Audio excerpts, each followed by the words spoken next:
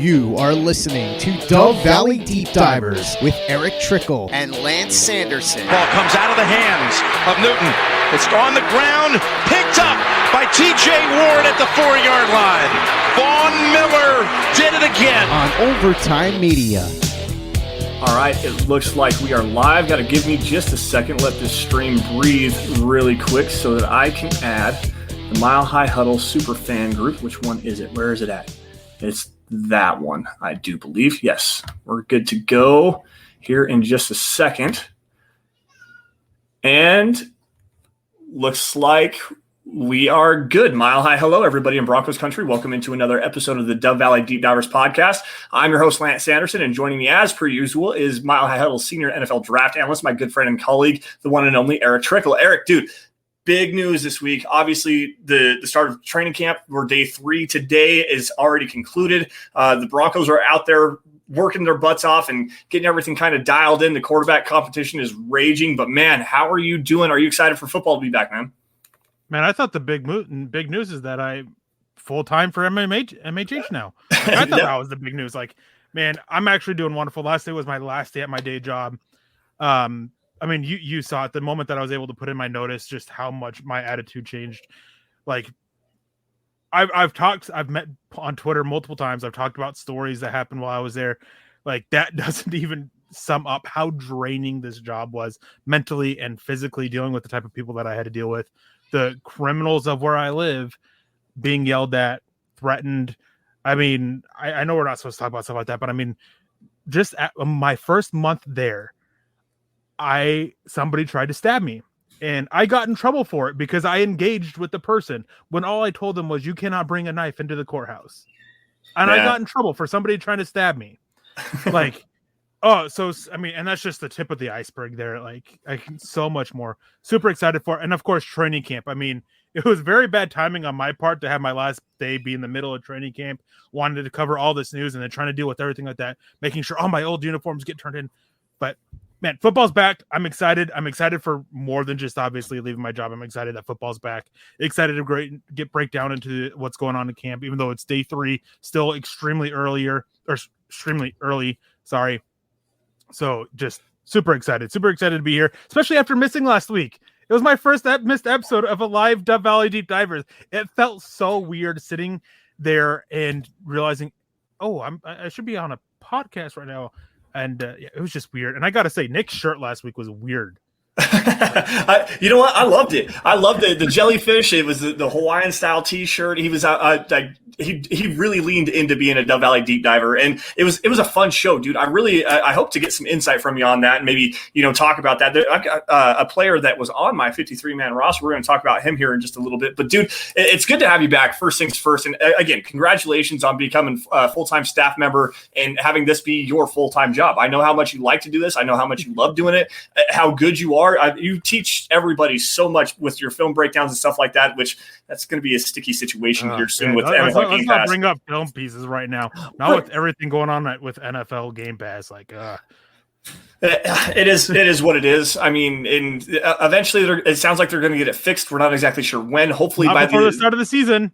Really, that's not. I had heard something other than that the other day, but apparently that's not going to happen. So that really sucks. But yeah, I mean, anyways, guys, it kind of is what it is. And thank you all for joining us on the Dove Valley Deep Divers podcast. I want to say hello to everybody. We got Michael Ronquillo jumping in here on Facebook. Dave Glassman we already flashed his name one time for saying congratulations to Erick. What's up, Dave? Over on Facebook.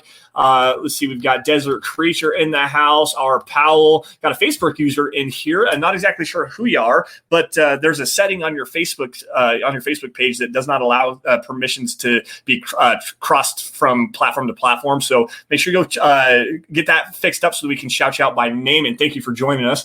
Let's see here, Steve Hearn in the house as well. We have George Newton, Maurice Chevalier. That's a new name. Maurice, what's going on? He's got a quick question here, quick comment that I saw earlier. Do you want to spend precious hours perfecting a delicious prime rib in the oven only to take it out and immediately cut into it? No, you don't. Just like this delicious podcast, you let it breathe. Well, hey, we appreciate that. Thank you, Maurice, for joining us. Now, guys, let's get into the meat and juice of this episode. Speaking of meat, Right. Yeah. Speaking of me, well, hey, you know what? Hey, so this weekend, so yesterday, guys, I didn't put this out on my Twitter account. It was on my Facebook page. If you guys are friends with me on Facebook, you already know kind of the situation. Wednesday was Samantha and my second anniversary. And then on Thursday, yesterday, was our son, Caven's first birthday. It's crazy that it's been a year already. But my folks are actually coming into town this weekend, and they're going to be here probably in about an hour or so to celebrate his first birthday. We're going to have a housewarming party, big barbecue. And in fact, I am going to be taking a whole prime rib with the bones on and everything, slapping that damn thing on the smoker for about 6 hours. And we're going to eat like kings this weekend. So really excited for that. But guys, today, a lot of excitement. Obviously, optimism is back in Broncos country. We have training camp is among us. Again, the quarterback competition is off to a good start. It sounds like both of the quarterbacks, Teddy Bridgewater and Drew Lock, respectively, are playing pretty well for the most part. Drew struggled on day 2 for the most part, but from the sound of it, he kind of finished strong, had a couple of red zone touchdowns and red zone drills, and is really kind of pushing the ball all over the field, whereas Teddy Bridgewater is just being steady Teddy, taking the checkdowns, taking what's given to him. He's made a couple of really nice throws, including a fade touchdown pass that he had to Tim Patrick to close out practice yesterday. So, Eric, what are you hearing about this quarterback competition, and what are your takeaways from it so far? First, we should probably do some matters of business. Oh, yeah, absolutely. Before we get into that, guys, make sure you guys are following me on Twitter at Sanderson MHH, and for Eric at Erick Trickel. Also, guys, while you guys are at it, make sure you guys are following at Mile High Huddle. That's the mother account. You're going to be getting breaking news and analysis covering all of this training camp, the quarterback battle, anything that we're going to get from coach. You're going to find that at Mile High Huddle. It's the easiest way to keep in touch with what's going on with the Denver Broncos. Also, guys, follow at DVDD_pod. That's a podcast account. That's where you're going to find out what we're going to be talking about every single week. Let's see here. Facebook users, go to facebook.com/Mile High Huddle. Click the blue Become a Supporter button. That's where you're going to get premium content like Kelberman's Corner on Sundays at noon, and also like the Trickel Zone, Erick Trickel's show, where he breaks down what's going on with the Denver Broncos and specific topics for you guys over on Facebook. And it also, I think, goes over to YouTube as well. Yeah, clips of it do. But anyways, we're going to wrap that up here. I got some more to talk about here in just a little bit. One other thing, guys, we're starting a competition since Lance and I will both be at the meet and greet at the September 26th game against that.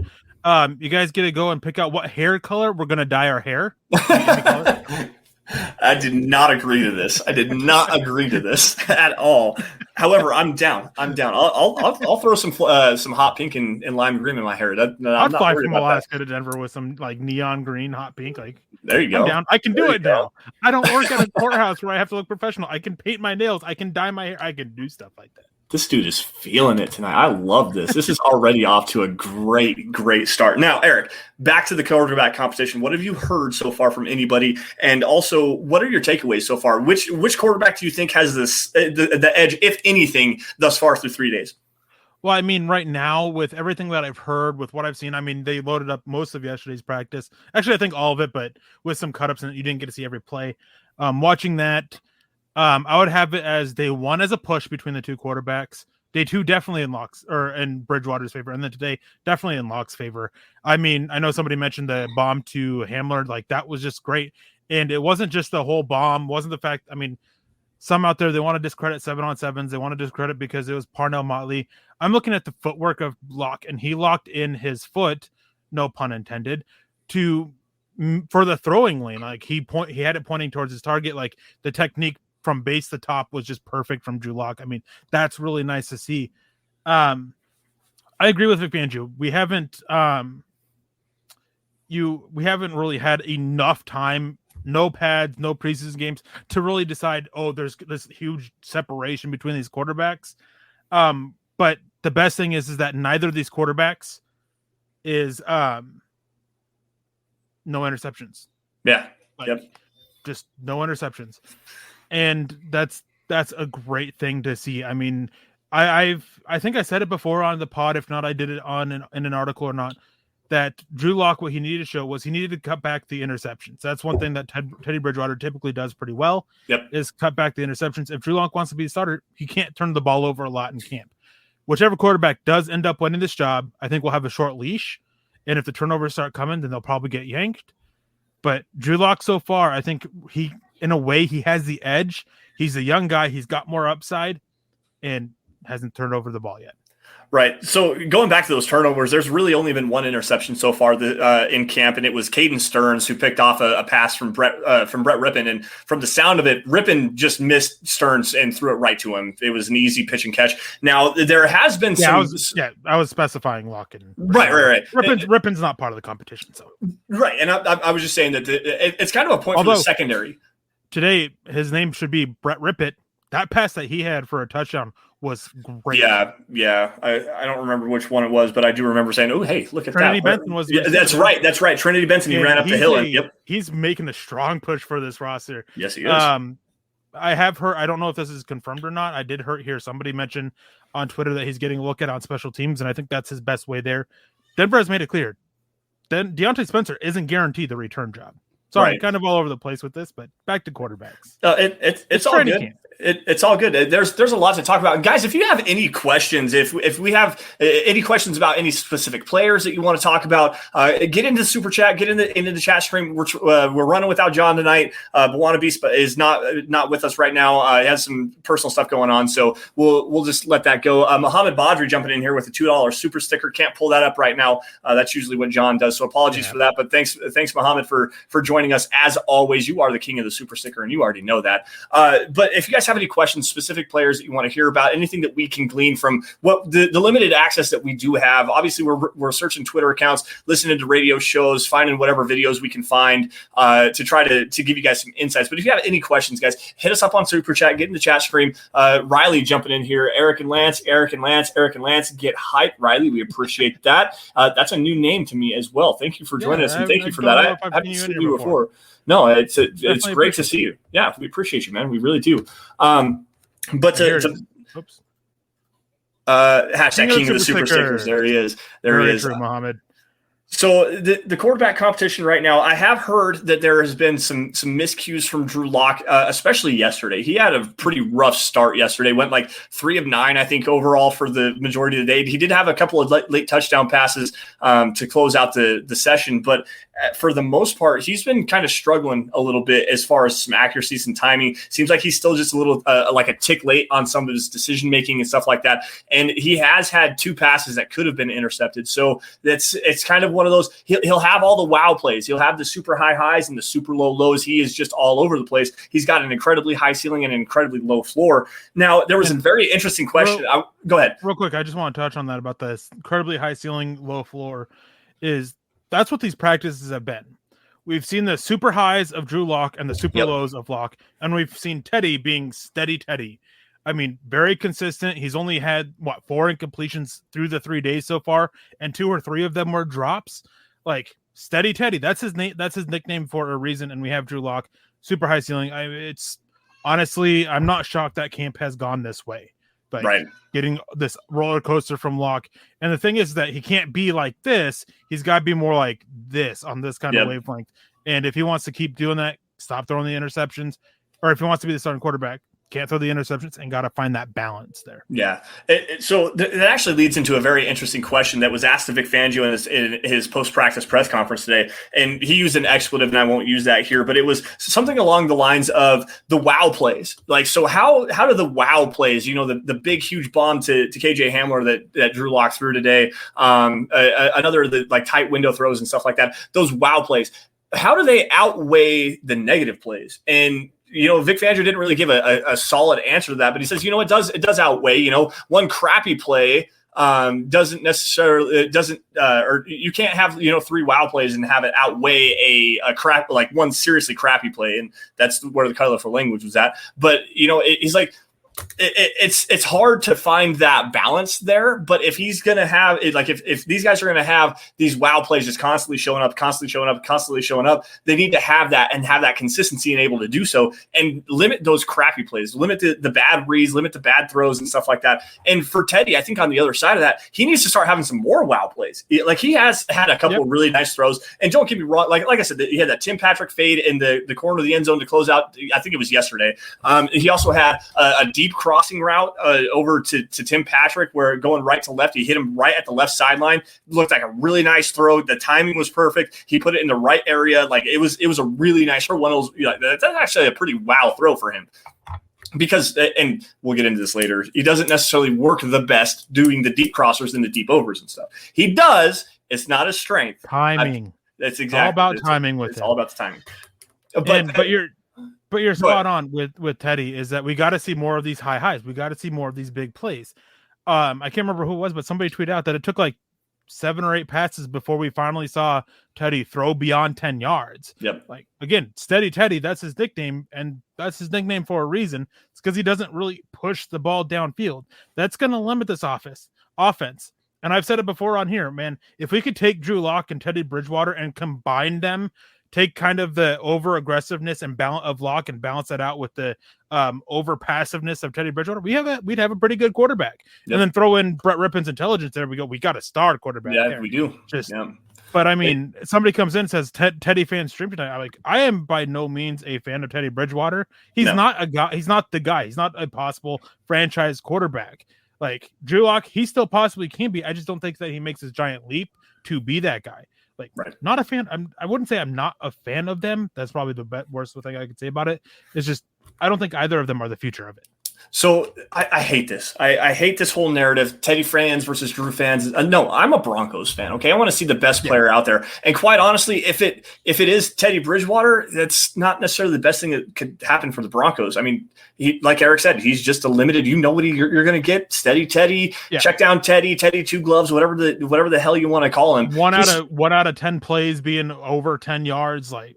Yeah, like I'm not a Teddy Bridgewater fan. I think that he might potentially give this team the best chance to win right now. I've also said, I've said this multiple times on Dove Valley Deep Divers. I've said it on the radio on Broncos Country Tonight. I've said it jumping in for Nick or Carl, whoever, doesn't matter, on the live draft stream that we did. The best opportunity for the Broncos, because they didn't go and get Justin Fields, my guy, the best thing that could potentially happen for the Broncos is for Drew Lock to turn into the superstar quarterback that I thought that he was going to be in 2019. I was comfortable with the Broncos drafting him at number 10 overall. He is hence very disappointing. It failed to meet any of the expectations that I thought he was going to, but he still has that upside. He has an amazing upside. And thank you, Andrew, for jumping in with the super sticker. We see that. We appreciate you, dude. But Drew has the upside, and if he does take that leap forward, this is a guy we're talking. If he, can rein in the gunslinger mentality that he has, be more calculated, like he says he's trying to be, and take advantage of some situations and use his arm talent the way that he can, use his athleticism the way that he can. This kid could turn into a top 10, top 12 quarterback pretty easily. It's just, do you give him enough time to get there? And I don't know that he has that anymore. I really don't. That's why they brought in Teddy Bridgewater. And quite honestly, to me, if Teddy Bridgewater wins this job, Drew Lock might be on the outside looking in following the season. Like, he's going to have to take some steps forward over the course of the season and win the job himself that way. Like, because that's always a good possibility too. And on this whole note, like, being Lock fans and Teddy fans, we're Bronco fans. We've made that clear. And I've said multiple times on here, the best thing for the Broncos is Drew Lock to become the guy. Yep. That's what I care about, is what's best for the Broncos. And I want to give a shout out to Broncos Beat here. Don't have time to scroll back and find your comment from earlier, but he said that he was watching it with your daughter. Hey man, enjoy that time. I can't believe my daughter just turned 4 at the end of June, and it's just like time is flying by. Mm-hmm. So enjoy that time. And he asks, how many consecutive quarters of subpar quarterback play would Lock need to have, or stagnant offense Teddy produced before each of them would get pulled? I think that that's a little bit hard for me to answer. I mean, looking at the first 4 games, that's the biggest key for me. That's the easiest way to go about it. You've got the Giants, the Jaguars, the Jets, and the Ravens, right? Yep. That's the first 4 games. If you're walking out of that worse than 2-2, like, whoever the quarterback is definitely has to be really evaluated. Well, how much of that was them? Obviously, I'm not saying you pull them. It's just, you got to look at that. You got to see how much of that was their fault, how much of that is these other guys' fault. After those 4 games, that's where the evaluation really would come in, because especially with how the rest of the season goes, you really can't go out of these first 4 games. You can't really be worse than 2-2, and I'd say even 3-1 is kind of pushing it. Or I mean, it's like where you actually really want to be. And Mark Langley came in and says, with a $4.99 donation, he says, "Hey guys, hey Mark, great to see you in here. It's been a little bit since we've seen you in here. Always great to see you in here. I mean, just a nice, what's the right word I'm looking for? Quite honestly, it's a pleasant surprise. We haven't seen you for a while, Mark. Like it's good to see you back. It's regardless the quarterback competition that everyone's going to be breaking that down, but I want to move forward from that. I really do. We've tried to give our analysis, and we get into these arguments and stuff like that all the time. And it's not worth it. Mark, jumping back in here with the $5 super. I'm a lock supporter, but he has a lot to prove, just being real. And he does. He does. Yeah. He has to take that next step this year. This is year 3 for him, regardless of he missed most of his rookie season with the thumb injury. He played very well down the stretch. Last season he was nicked up. He didn't necessarily play very well. He continued to make the same mistakes over and over and over again. Didn't seem like he was learning from any of that. And he just has to prove it this year that he can take those steps necessary to be a franchise quarterback. That's really all there is to it. So I don't want to beat this dead horse over and over again, but that's really just how it plays out. And so far, it seems like he's still having those inconsistency struggles that he had, especially over last season, where I haven't really heard of any of the same mistakes that he's made over and over. There was one that he made in OTAs, I think it was, where he threw a late pass across his body, and Justin Simmons picked it off and took it for 6 the other way. And everyone, even Ryan Edwards, and Benjamin Albright, who are very, very big Drew Lock guys, said that's a mistake that he can't continue to make. And if he's going to continue to make those mistakes, Teddy's going to walk away with his job. Now, regardless, that's going to end the quarterback conversation, at least for now, unless somebody brings it up in Super Chat or something like that.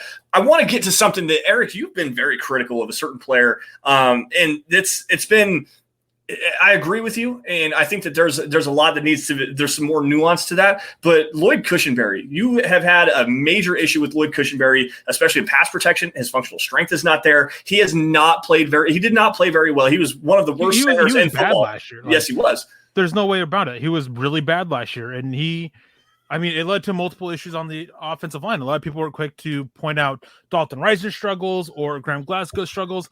Well, their struggles were a result of the poor play from the center position. But Andrew Mason came out today. I've talked multiple times on Trickel Zone, articles, videos, stuff like that, about a battle between Quinn Miners and Lloyd Cushenberry. Well, yesterday, I think it might have been the day before, Vic Fangio said that if this wants to be a competition, Quinn Miners has to show that it is. Well, Andrew Mason today, with a couple tweets of his, he came out and basically said it's not a competition. It's Lloyd Cushenberry's job. He has improved that much, which is great to see. I'm glad that we get to see it. Hopefully it translates to games. Hopefully it translates to pads. I'm not going to sit here and crown him as this great center or the starting center just yet, but it's great to see that he is showing these improvements. I mean, he had an excellent block on Alexander Johnson today. Yep. Great to see this improvement. You never want a 3rd-round pick to fail, just as you never want a 2nd-round pick to fail. So it's good to see. I'm glad we're seeing it. Just need to see it translate. And I want to get this one from a Twitch supporter. He says the Broncos front 7 are looking promising this season. Yeah, by people that I've talked to, I mean, the things I've seen on Twitter is that there's a lot of hype about this front 7. McTelvin Ajim, a lot of people are talking about how big of a step forward he's taken, which is obviously great to see. Another 3rd-round pick that you don't want to see fail. So just a lot of great things for it with this defensive line. Super excited for him. And they're deep. I mean, it's a very deep unit. Yeah. So something, and we were going to get to this here in just a minute, so it's a great segue here. The front 7 has been just unstoppable. It seems like, from what I've heard so far, it seems like the front 7, especially the edge rushers, and especially Von Miller, who looks like he is just a man on a mission this year from everything I've heard. They're constantly creating pressure, and these quarterbacks have to figure out a way to manipulate the pocket. They've got to get the ball out on time. They've got to do whatever they can to, escape and evade this ferocious pass rush, which seems to be getting home damn near every time that there's a passing play. And there's a certain sense of nuance to this because they're not in full pads right now. So the offensive line, they can't hit back, so it is always a little bit weighted towards the defense, and especially the defensive line, because they're not necessarily getting hit. They're not necessarily getting blocked in the ways that they would when the pads are on. Now, something else that came out of that is with Von Miller just dominating, he also has been going against Calvin Anderson, who was last year's swing tackle, started a game for Garrett Bowles in was it week 15? I think it was against the Carolina Panthers, started at left tackle. He's been playing the right tackle for the first 2 days, and then he got bumped down. Bobby Massey got to start today with the 1s. Calvin Anderson played with the 3s for the most part, and Cameron Fleming got a chance to play with the 2s. But going against, Von Miller. This guy's cream of the crop. He's a top, 10 at least edge rusher, maybe still even top 5. We'll see what it actually translates into. But still, Von Miller coming back and showing that he has the ability to continue to wreck games. I've heard amazing things, as you alluded to, about Draymond Jones, about he seems unblockable, especially in the running game. Like, this front 7 is going to be ferocious. I cannot wait until we get to see what's going to happen with pads and where the running game is going to go, because it sounds like against the pass, this team is this Broncos pass rush is just ridiculous. But the Broncos are actually starting to grind out some things in the running game as well. So it's going to be great to see what happens. I think it's Tuesday is their first padded practice. So we'll learn a little bit more about that here in just a few days. Yeah, definitely. And there was a comment I saw that actually dealt with that, about how Cortland Anderson and Bobby Massey, I can't seem to find it. I don't know if I'm just – here it is. I got it. That's why I was just super chat. Yep, sorry about that. I'll grab that. Thought it was just a regular comment. It says, Chase Wallner, thank you for that. You have another comment too that I think that I want to grab. I think it's from you. All right, it says, are we sleeping on Anderson? Some people think so, but I have a hard time believing that Massey doesn't win the role. I agree. I mean, there was multiple reports today talking about how much different this offensive line looked today compared to the last 2 days. Right. And they really cut back the number of pressures that they were allowing, especially from that right side. Well, I think there's a caveat to that as well. Von Miller had a veteran rest day today. That is true. That is true. Von Miller not playing obviously had a thing on it. But I mean, like, we were still seeing reports that Malik Reed was owning guys out there, owning Anderson, and Massey basically shut him down. So it's not just the fact that Von Miller was gone. It was Malik Reed. I mean, he was being shut down by Massey, where Anderson was struggling with him.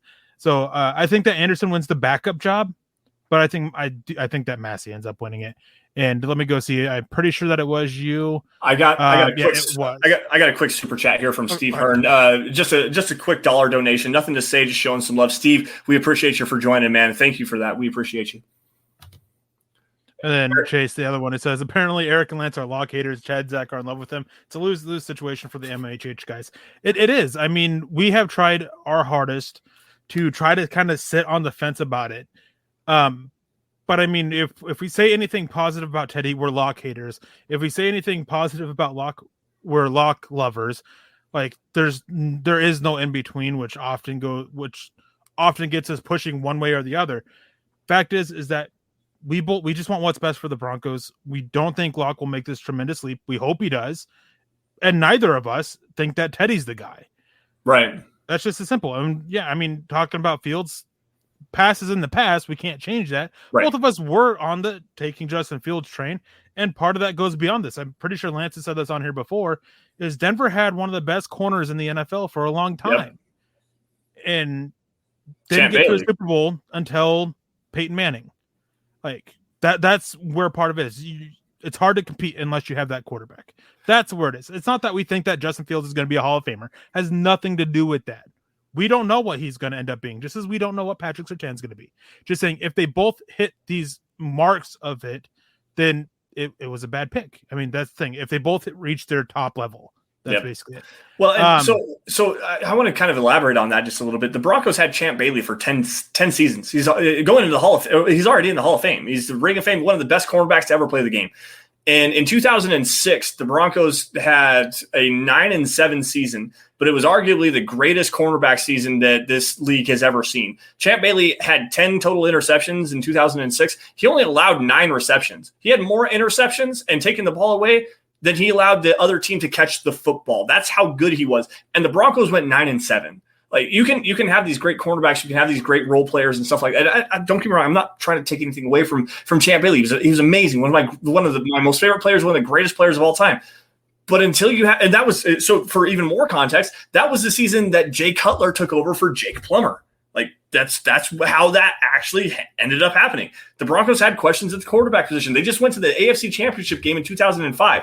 They were one game away from making the Super Bowl. Jake Plummer was playing great. That offense was clicking on all cylinders, and Larry Coyer had that defense just playing fantastically. The next season, quarterback competition, the Broncos took Jay Cutler. Mike Shanahan decided to insert him halfway through the season, even though the Broncos were 7-5. And guess what? They finished 9-7, and they missed the playoffs. So you can have these great players, but you have to have that quarterback continuity. You have to have that He did, and Vinny coming in here, Champ got screwed for the Defensive Player of the Year that year. Yes, he did. Seriously, it was one of the greatest seasons we've ever seen from a cornerback in any season ever. Amazing. But the quarterback literally what failed. I want to grab this really quick because it's another Twitch user. It's actually the same guy here. Savage Boy Kev jumping in on Twitch. Can you guys talk about the running backs? I kind of alluded to it here in, just a few minutes ago when talking about the offensive line. Who caught your eyes from the running backs throughout training camp? Something that I've seen constantly reported throughout anybody that's actually been at camp. There is no question right now that Melvin Gordon is running back one and Javonte Williams is just a sparingly role player right now. Melvin Gordon has looked absolutely fantastic out there.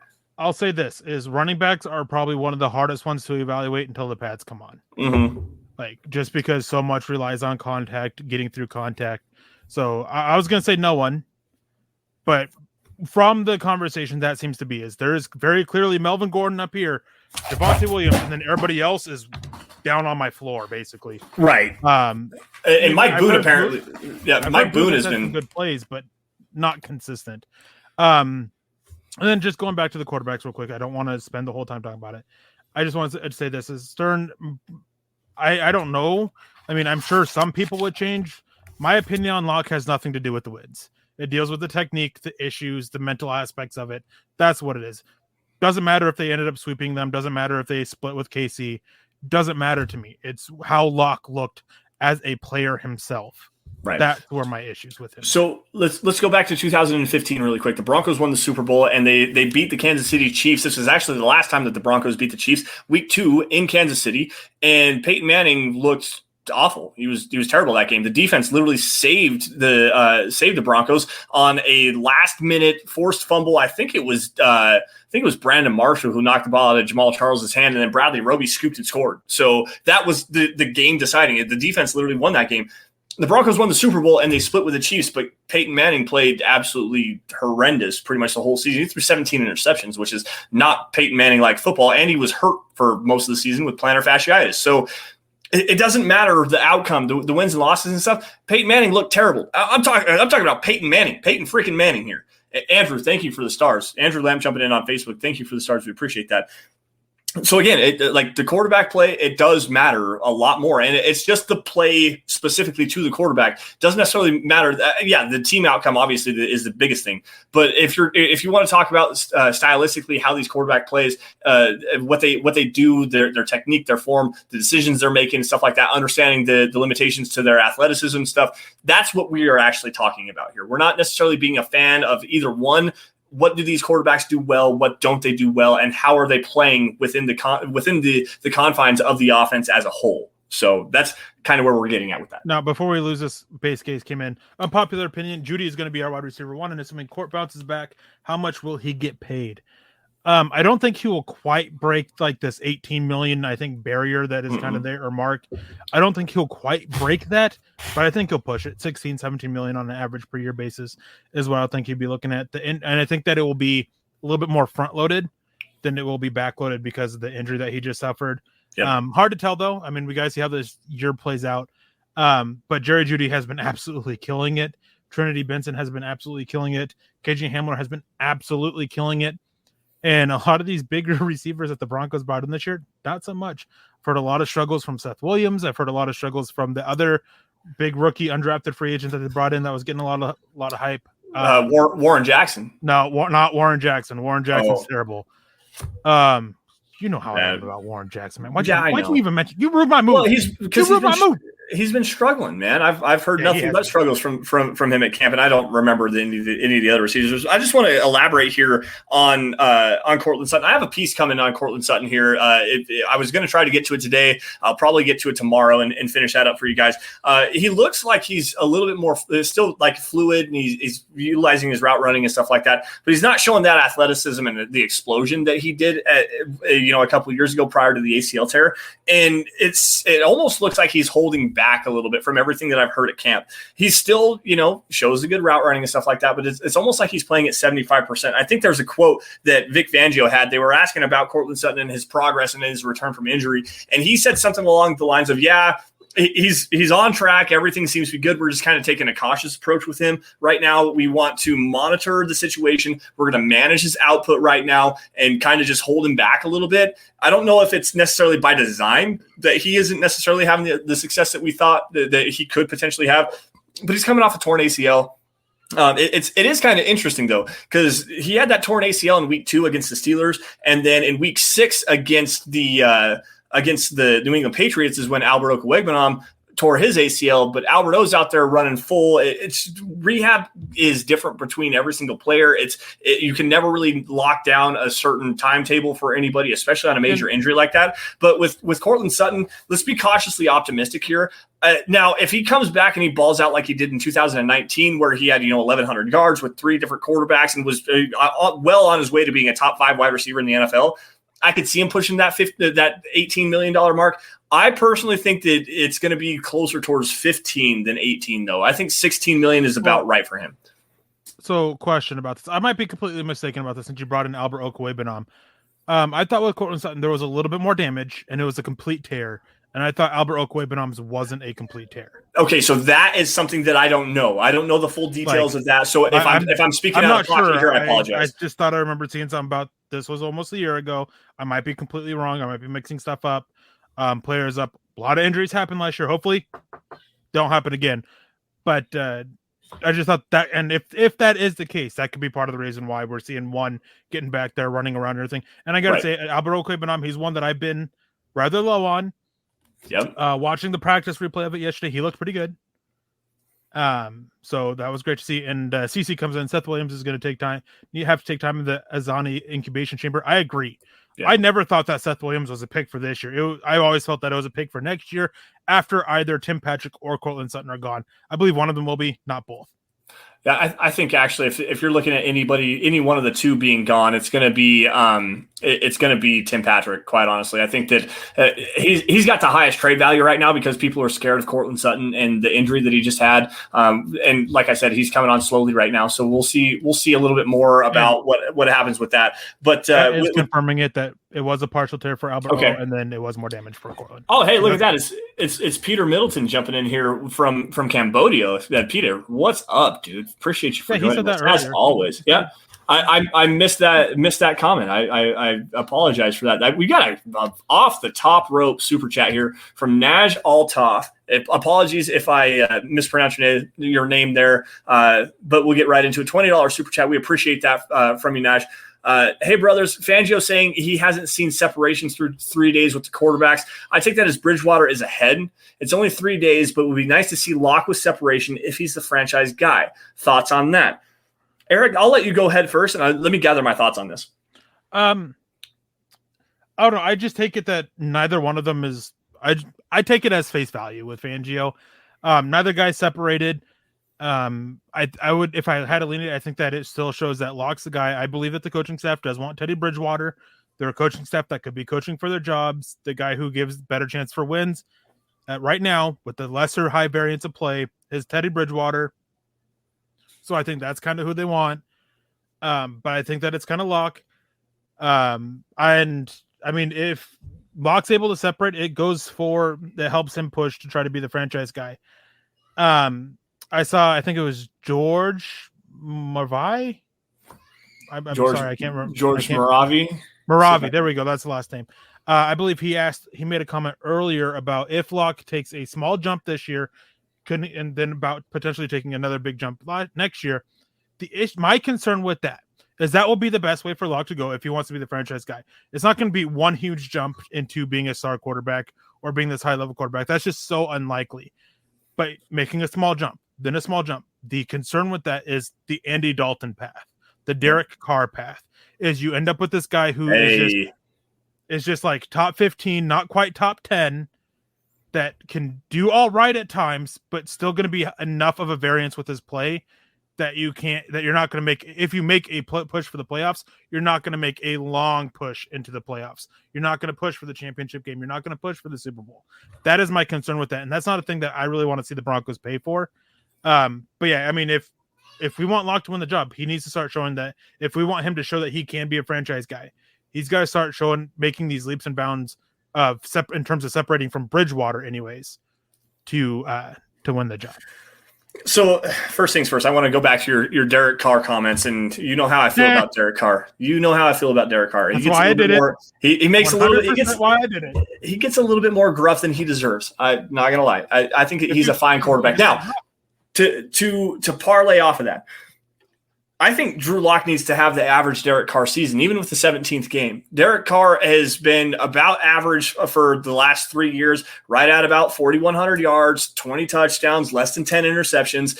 That, to me, if Drew Lock can get there this year, let's say he does take this step and he does win the job, and that's the kind of statistical output that he has, where he's efficient. 65% completion percentage or higher, about 4,000 yards, 20 touchdowns, 22 touchdowns, something like that. So long as he cuts back on the interceptions and he's down, 7, 8, 9 interceptions, maybe to hell with it. I'll even say 10.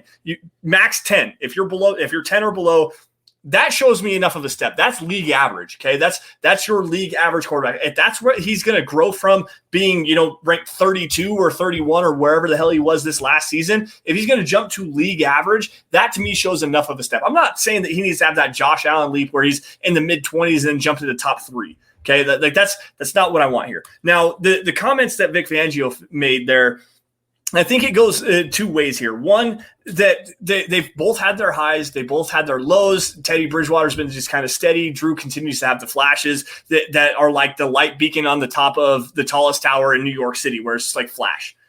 It's not like every 10 seconds or so, every 5 or 6 plays, he's going to have one of those big time throws.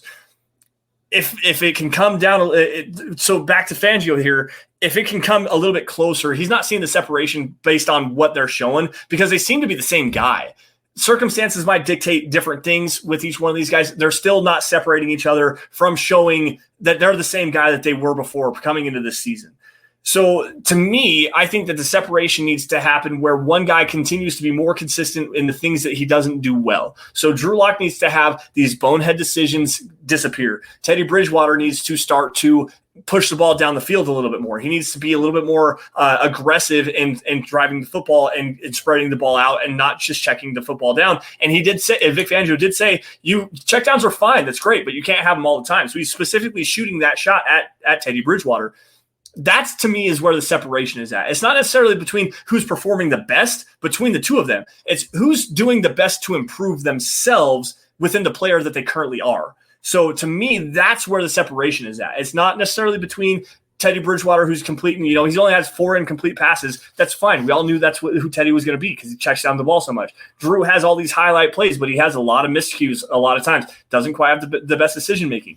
If Teddy starts pushing the ball down the field, he's going to win this job.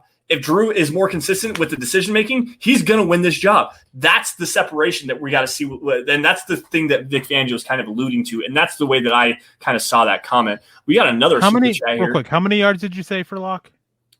4,100, 4,000, something like that. That's how many quarterbacks threw for over 4,000 yards last year? 13.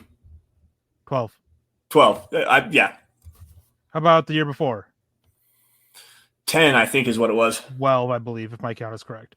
So, I mean, like, you're asking a guy to go from 32 to 12. Close to 12. Close. I said close to the average there. I think 3,500 yards is a nice step forward for him. Right.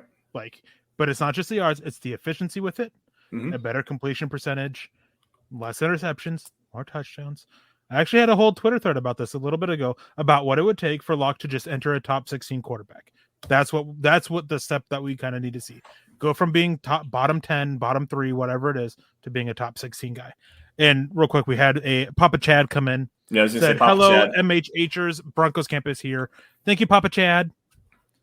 Thanks, Chad. We appreciate you, man, for joining in and also fixing the layout. Man, I'm new to this whole thing. I don't do producing the show all that very much. So, and I hope you're doing a good job of.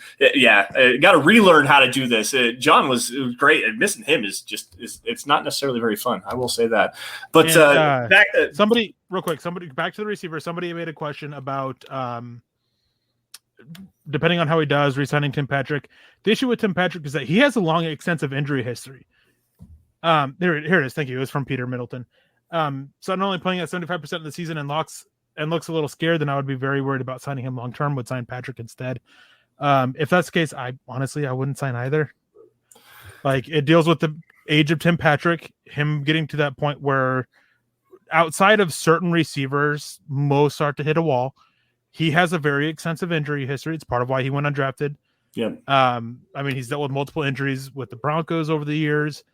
Like at that point, I would just trust in Jerry Jeudy and Tyree Cleveland, KJ Hamler, Seth Williams, having these guys. I mean, you drafted them for a reason.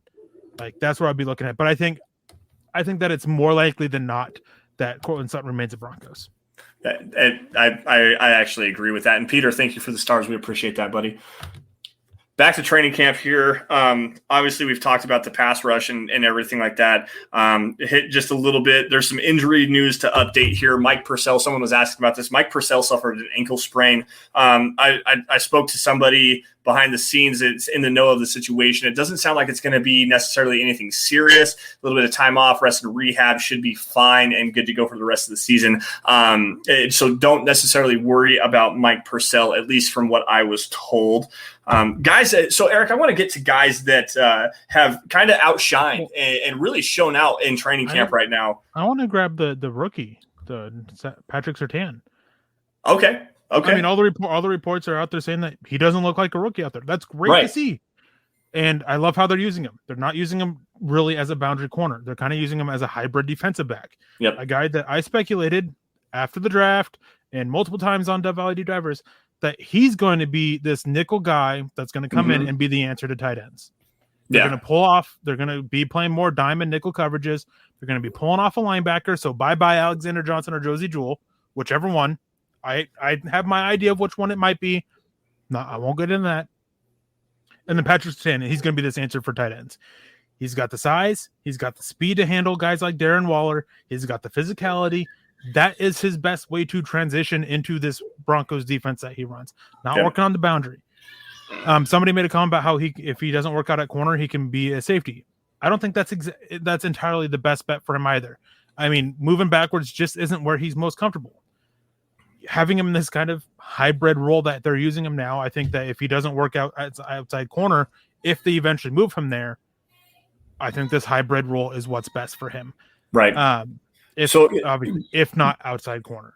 Going to the size, the length, the physicality, the athletic ability, and everything like that. And this has been spoken about multiple times on Dove Valley Deep Divers. If you haven't heard it before, I'm going to say it again. Mockdraftable.com does spider charts, and they do percentiles based on your arm length, your height, your weight, your athleticism, your 40 time, your 3-cone drill, and stuff like that. From what we got from the Alabama Pro Days and the drills that Pat Surtain actually did, his length, his size, his weight, and everything like that, I think it was 89% comparable to Derwin James. And Derwin James, everyone knew was supposed to be this incredible safety coming out of Florida State. He's had some injury issues, and it's unfortunate because he is such a great player and he does such a great job. I know for a fact that the Los Angeles Chargers, when they took Derwin James prior to that season, they were one of the worst teams in covering tight ends. They took Derwin James and were in the top 5 of covering tight ends. This is the player that Pat Surtain could potentially be for this Broncos team. And I'm very excited for it. Don't get me wrong. I love Surtain as a player. I didn't think he was necessarily the greatest scheme fit. I also didn't think about putting him in this star safety role, the safety linebacker kind of hybrid. I was always looking at him as like a man coverage, press coverage, man coverage, cover 3 kind of a boundary cornerback. That's what I thought his best role was in the NFL. But now that you see it, now you really kind of get back and think about it. This is a great position for him to play, and he's going to be spectacular for this defense. He really is, and he looks the part already too. And for Mock Draftable, 86.2% like Derwin James with the athletic profile. Right. The next closest one is 81. Other guys on this list, Terrell Edmonds, a guy who's been a pretty decent safety for the Steelers. Yep. Deion Buchanan, who a long time in Arizona, playing this kind of star role that we're talking about with Pat Surtain. Yep. Kyle Duggar, Eric Berry. That's kind of the role that we're seeing him. Obviously, you got to have an answer for tight ends. So I think in that way, he was worth that 9th overall pick. Being this answer to tight ends, to Darren Waller, to Travis Kelce, guys like that. That's what you need. And so very interesting. I'm wondering who it's going to be at linebacker that comes off. I think it's going to be Johnson. Me too. Because Joel was better. Sorry. You good?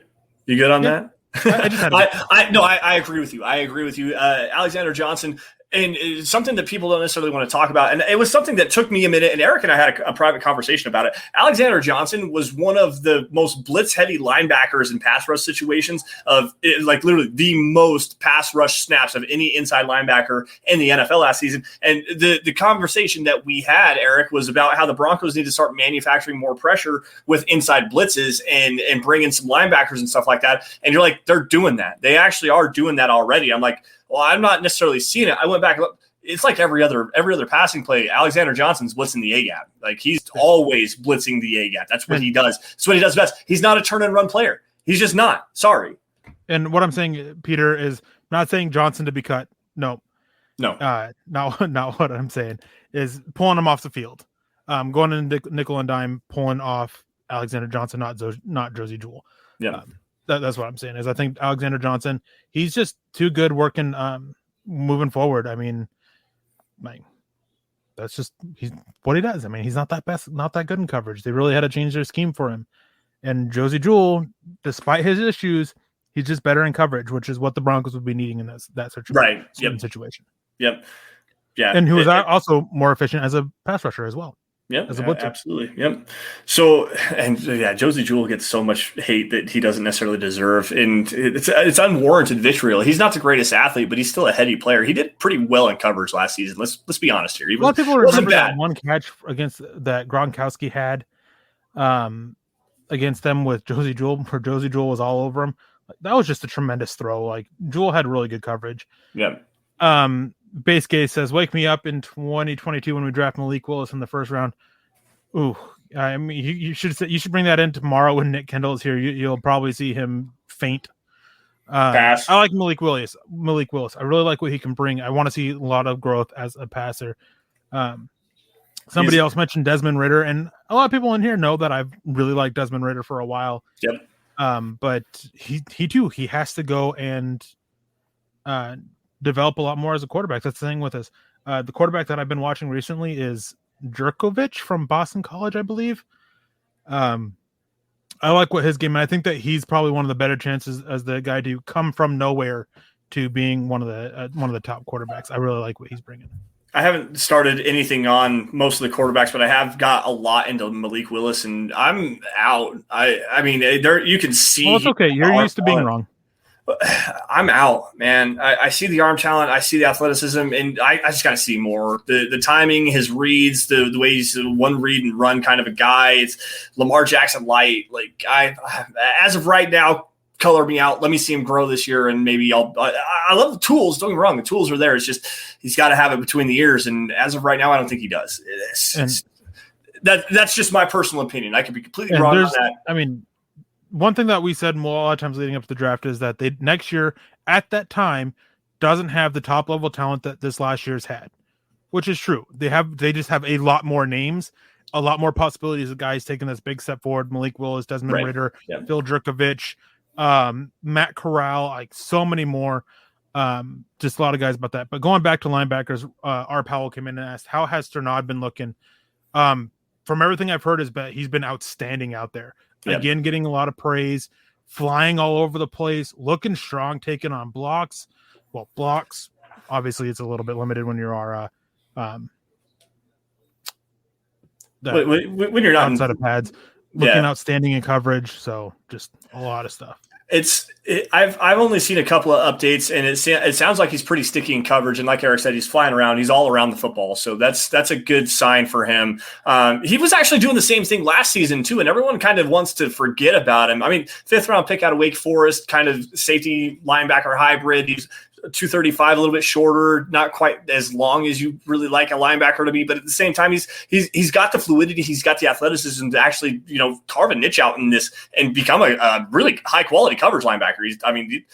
He was playing very well last season until he had was it a pectoral injury or something like that? I can't remember, but he was actually well on his way to being a niche player for this Broncos defense, and to see him come back from that, and now that he's a year better in the system, a year stronger in the weight room, it wouldn't surprise me to see him be on the field frequently for this Broncos defense. I want to get to something real. Go ahead, Eric. Real quick, I just touched on that. As somebody mentioned Browning, And helping pave Justin Strnad's way to this roster is the fact that the Broncos are just going to keep Browning at edge. They're not going to move him inside as many people thought. Mm-hmm. And the only reason for that is because the injury he's dealing with. They don't want to add that learning curve. And I know a lot of people want to sit here and compare the situation to Justin Hollins. It's not the same situation. Justin Hollins in college was a pure edge that they wanted to work at moving to be this off ball to try and be this Leonard Floyd type. Baron Browning coming into the NFL was this Baron Browning type player. Dropped into coverage a lot, played off ball a lot, played off the edge. He did everything for them, which hurt, in a way, his development at any of these places. Yep. Vic Fangio spoke on that. I mentioned it multiple times. So I like the fact that they're focusing on one position. That was always going to be the case, and it was originally going to be off ball, but the injury is he feels more comfortable playing edge. That's where they're going to focus on now. And I like that factor. It's not the same situation as Justin Hollins. Right. And people need to stop that. Yeah, I can see the cross-training aspect of it, but the situations are not the same. They really aren't. Baron Browning played a lot of edge. He played a lot of off-ball. He's better coming downhill right now. Not necessarily the greatest processor, but he has played both of those things. I did a piece on Justin Hollins where they were using him off the edge, but they would drop him back into coverage, and that's where the freak athleticism showed. But dude was 6'5", 265. He was never meant to be an off-ball linebacker. He really wasn't. He was so much of a tweener because he was bigger than the average linebacker, but smaller than the average defensive end. And you just didn't know exactly what to do with him because Oregon used him in so many different facets that he never had that real true opportunity to shine at anything. That it was weird for a little bit. Kind of. No, Hollins was used basically at edge. He hardly. Right, I misspoke. Just the way that they used him in coverage. They used him a lot in coverage. That's what I was trying to get at. So that 4-3, the 4-3 over front where they had him at edge and he would drop back and play that off linebacker role and drop back into coverage. That's what I was getting at. Sorry. And on that note too is like Justin Hollins. He didn't fail because of that. No, him. That's not why he failed. He wasn't picking up the playbook at either position. Yep. He just wasn't getting the technique down. Like it didn't deal with the cross training. It was with him. Well, and look at what he did with the Los Angeles Rams last season. He actually played really well for the Rams as a rotational edge rusher. He played pretty decently for the Rams. So, and that was in Brandon Staley's defense. So, Brandon Staley and Vic Fangio had the same defense. Brandon Staley is a Vic Fangio disciple. So it's maybe he just finally. I mean, he started to show up in last year's preseason before they cut him, but Yep. I mean, it just that first year he just wasn't getting it. He just wasn't getting anything down. All right, last one here, guys. Before we get out of here, we're right at the hour mark, and I can hear some rustling around out there. So I'm guessing my parents are actually here finally. Breakout player that we've seen so far. Obviously, Jerry Jeudy is the truth, and it looks like he is well on his way. Draymond Jones as well. But this is an under-the-radar guy that Eric and I have talked about, and Eric's actually spoke specifically to him. I had him on my 53-man roster last week with Nick Kendall. Erick Salbert, tight end out of Drake. He's a veteran. He's like 27 years old or something like that. Really has failed to latch on with anybody. But I tell you what, there are a lot of big praises about Erick Salbert making plays as a pass-catching tight end, which is showing something that he didn't necessarily show before. And there's a lot of words that he could be the Y tight end for this team and make the roster as the fourth tight end, maybe even the third tight end over Andrew Beck. Like, this kid is showing out spectacularly right now. Yeah, definitely. And he's a guy that I've always pegged to be that inline tight end. It's not Albert Okwuegbunam. That's not Noah Fant. That's not their strengths. Right. You want those guys creating mismatches. Erick Salbert, he's the best one. His blocking isn't outstanding by any means, but he's the best inline blocker of them all. So it wouldn't shock me at all. I mean, he's every clip I see, I mean, he's out there. He's getting separation. Yep. He's getting open. Getting open, obviously. He's making plays, like, just consistent. Trinity Benson as Greg Madrid or Gage Madrid comes in and says, yeah, he's another one. I'm not sure if he'll make the roster unless he gets a shot at special teams, which I don't know if he is or not. Right. Which, speaking of special teams, speaking of that returner job, KJ Hamler, all the hope of him being the returner is kind of going downhill because apparently he's not fielding punts cleanly. Anyways. That's news to me. I haven't seen that, and it would also not surprise me if that's it. I did a whole article on it yesterday. I missed it. I missed that, so that I apologize for that. However, with KJ and the what he is doing as far as the offensive skill position goes, and being a wide receiver and being this legit electric threat that he has shown over the first 3 days of training camp, I don't necessarily know if I want him fielding punts. Like, let's get somebody back there that's not going to have a key role in this offense. Because I think KJ Hamler is going to explode this year. I really do. Based on what I'm hearing coming out of camp, I think he's going to have a great season. I do. Well, if you want big explosive punt returns, you put an explosive playmaker back there. That's true. That's very true. And I'm not going to disagree with you. I've pounded that drum multiple times. But if he's not catching the football, he's not catching the football. You got to have a guy you can trust back there. I mean, that's what they did with Trenton Holiday. You couldn't trust him to catch the punt, but if you needed an explosive play, throw him out there, and he's going to take it for 6. So yeah, it is what it is. But I think let me check the comment stream here really fast, Eric. We're going to probably get out of here. I don't see anything pressing. So yeah, that's going to. What else is new? Eric, somebody's got to hold Lance accountable. Eric's always calling me out. I don't know why I continue to put up with his shenanigans and nonsense all the damn time. You love me. I do love you, buddy. All right, that's going to do it for us on the Dove Valley Deep Divers podcast. You all, thank you for joining us tonight. It means the world to us. You guys can follow me on Twitter at Sanderson MHH for Eric, at Erick Trickel. Notice this CK and Eric and the EL in Trickel. Also, guys, while you guys are at it, follow at DVDD_pod. That's the podcast account. That is what you're going to find. What we're going to be talking about for this week's show. We'll throw some takes out there occasionally, but not very often. Every now and again, you'll see something like that. Also, guys, while you're at it, follow at Mile High Huddle. That's instant news and analysis on your Denver Broncos. Anything regarding Broncos training camp 2021, the quarterback updates, any quote breakdowns, any news, opinion articles, film breakdowns, anything regarding the Denver Broncos, you're going to find it at Mile High Huddle. Facebook supporters, make sure you guys go to facebook.com/Mile High Huddle. Click the blue Become a Supporter button. That's where you're going to get premium content like Kelberman's Corner at noon on Sundays, Mountain Time, and like the Trickle Zone at noon on Saturdays. Now, Eric, what do you got going for the Trickle Zone this week? I know you're back finally for the first time in a couple of weeks now. Yeah. Believe quarterback is on the menu. Okay. What specifically about quarterback, if you want to give us some spoilers? Well, originally this was supposed to be done before training camp started because it was talking about what these guys need to show in training camp to try to win the job. But it'll be a little bit of what they've done so far, as well as what they got to continue to do, try to win the quarterback job. Talking just about this quarterback battle, might touch in on some other training camp news, maybe some stuff that I didn't get to tonight.